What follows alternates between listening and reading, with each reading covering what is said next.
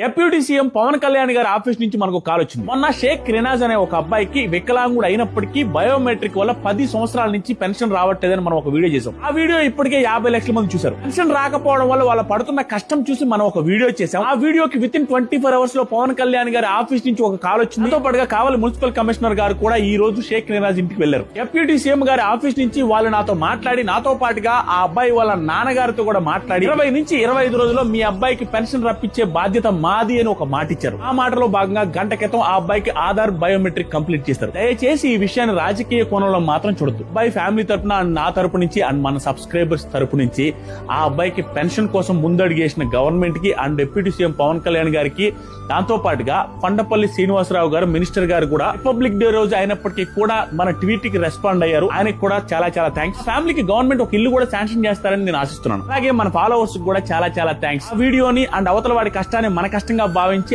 Almost 1,00,000 మంది ఆ వీడియోని షేర్ చేశారు. మీ అందరికి కూడా థ్యాంక్స్.